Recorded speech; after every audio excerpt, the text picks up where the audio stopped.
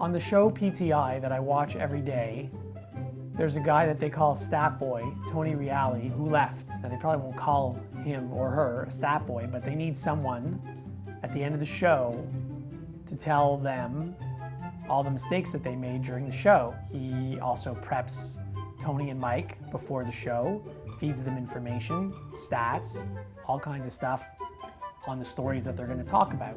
Anyway, the point being that I want to be that guy. I know everything there is to know about sports. No one should talk about the Montreal Expos unless they lived in Montreal and understand what it was like living there. It's not a troubled market. It's not a small market. Who's going to spend money to build a stadium in Montreal? I'll spend all my money. Great. That'll buy one seat. I can feed them information. I know how to talk to Tony and Mike, and I can pay attention to the show and let them know if they made any mistakes. Oh, what are you, crazy? Who wants that headache? In fact, there are times that they make mistakes that Reali didn't correct them, and I did. So, in fact, I might be a better stat boy than him. So that's why I'm doing that. I don't even know who I'm going to send this video to. Like, I know that the producers are Eric Rydholm and Matt Kelleher. I don't know their email addresses.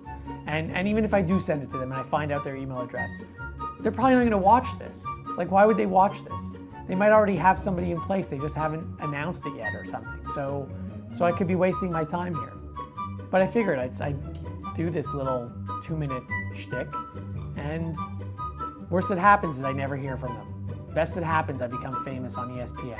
A friend of mine, Joe, the guy who's shooting this right now actually, thought that it'd be a good idea to do a reality show about me. I once said to Jansen that I was the Bobby Orr of the JBHL, and he laughed at me. They call me germ because I'm a germaphobe. Believe me, I don't enjoy shaking people's hands. I'd rather not do it. Going into it, I didn't think it was going to be anything special, and I certainly didn't think anyone was going to want to watch it. I only get half a bagel? If I toast them both at the same time, by the time you eat the second half, it'll be cold. It actually came out really good. I liked it, and people actually wanted to watch it. So, to the point where a production company bought the rights to the show. And that's really all I have to report on that at this time. I'm very angry at what's been happening with all this, the Ray Rice and the Adrian Peterson, with all these pro athletes that are getting in trouble. It's frustrating to me. What's frustrating is not the fact, all these talking heads go on television and on radio and on the internet and say that what Ray Rice did was terrible and, he should be banned for life or this or that or the other. That's fine. You want to have your own opinion on that, that's fine. I have no issue with that. But what surprises me is that all these sports so-called experts are surprised. Like, don't you understand that the majority of pro athletes are thugs? This is what they do. They became pro athletes because they are thugs. So clearly, they only care about two things: how much money they're making and destroying their opponent, whether it's football or whatever sport it is. So, of course they're violent people. I'm not saying that it's okay to be violent and to hit your girlfriend or to hit your son or daughter or whatever. Obviously not. But why are you surprised that this happens? Because I'm sure that it happens a lot more and we just don't hear about it.